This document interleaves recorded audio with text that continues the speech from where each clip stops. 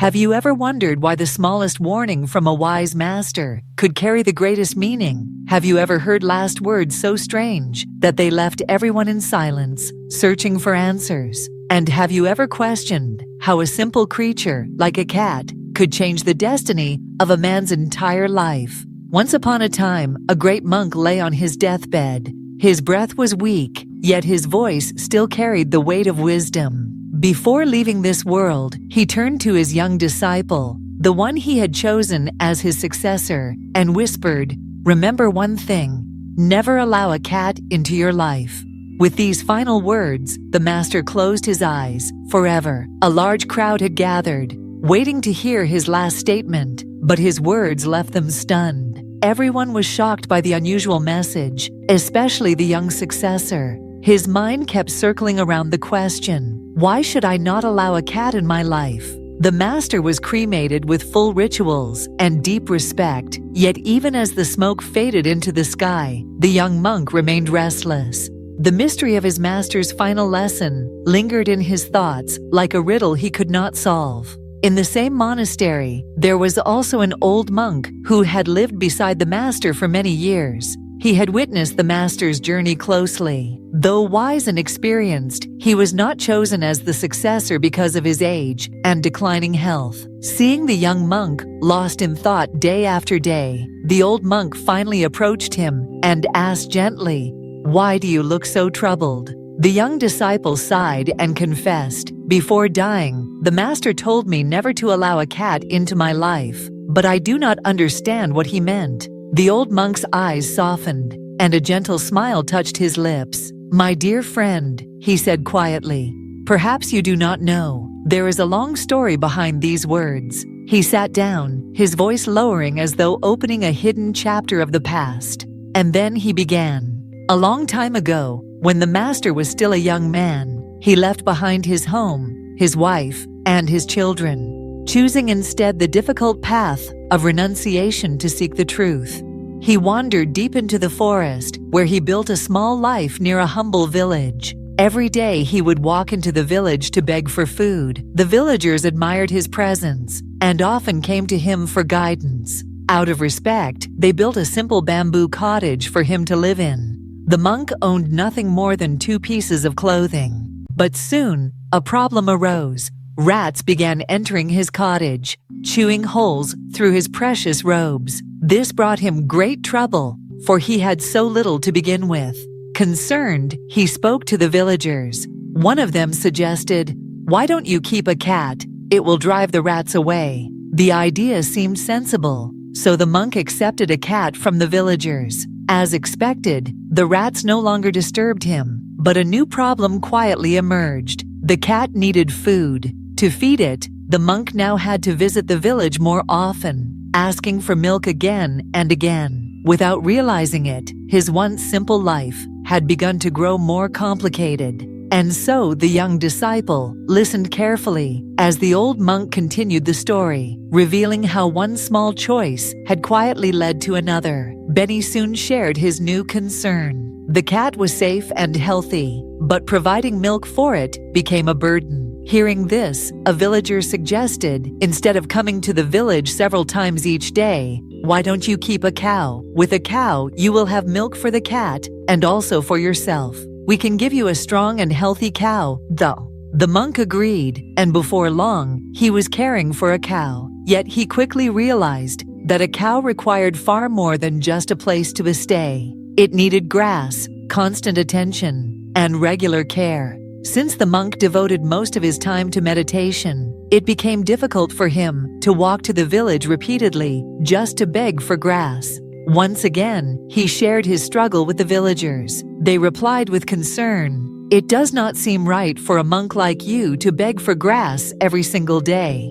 You should have someone to assist you." Then they proposed a solution. "There is a widow in our village. Her husband passed away long ago, and she has no family of her own. If we ask her, surely she would be glad to serve a monk like you. She can look after your cow, your cat, and even care for you. We will also clear a piece of land beside your cottage so that she can grow grass and vegetables there."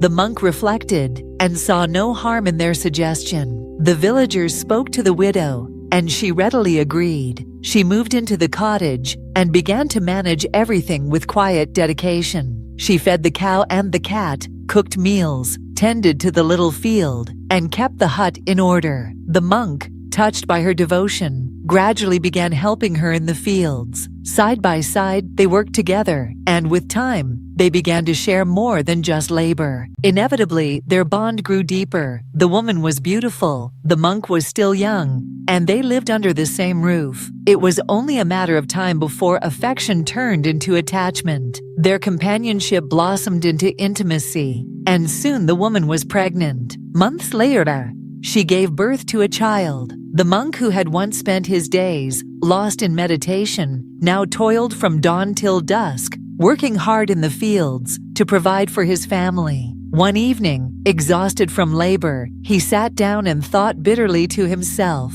"What has become of me? I once renounced my home, my wife, and my children to seek the truth. Yet here I am again, bound to the very world I abandoned. How did it happen so quietly, so gradually, that I did not even notice until the child was born?" And then, in a flash of painful clarity, he realized it had all begun with the cat. The old monk finished the tale, then turned to the young successor with steady eyes, and said softly, "My friend, when the master told you never to allow a cat into your life, he was not speaking of cats alone. What he meant was this: never give your mind even the smallest indulgence or distraction. For once you allow it in, it will creep into your heart and slowly take over your life, without you even realizing it." And with the story told, the old monk's words began to echo like a mirror for life itself, reminding the young disciple that the lesson was not just about the master, but about every one of us. If we look honestly at our own lives, we will notice how often we knowingly allow our mind to wander into things we already understand are not good for us. We persuade ourselves with excuses, saying, "Just this once, it won't matter, it won't become a habit." But that is where the true problem begins. The very moment you give your mind even the smallest freedom, it immediately starts demanding more. And without realizing it, you find yourself caught in its trap. This is how addictions are born. This is how bad habits take root. Think of the example of watching pornography. Many young people start out telling themselves it is only for once, without any intention of becoming enslaved by it. They give their mind a small space to enjoy, but slowly, almost invisibly, that moment of weakness grows into a deeply rooted habit. The same is true with junk food. Deep down, we all know it harms the body, yet we say just once and give in. But little by little, it drains our health, weakens our energy, and over time, it begins to shape the very quality of our lives. The mind, after all, is extremely powerful. It can be your greatest friend, or it can turn into your worst enemy. A disciplined and well-controlled mind can take you anywhere you wish to go. But an undisciplined mind will drag you into places you never wanted to reach. Imagine it: a car racing at high speed without a steering wheel, or a train rushing forward without any tracks. There is speed, but no direction. And what happens then? Disaster becomes inevitable. That is why we must learn to guide our minds, to hold the reins firmly before it takes control of us. Otherwise, it will quietly shape our destiny without our consent. Even the great monk, who once renounced the entire world, allowed his mind a little indulgence, and that single choice pulled him back into the very worldly life he had once abandoned. So remember this: never let the cat of mental indulgence enter your heart, because once you allow it in, it will grow silently, and before you even notice, it will take over your entire life.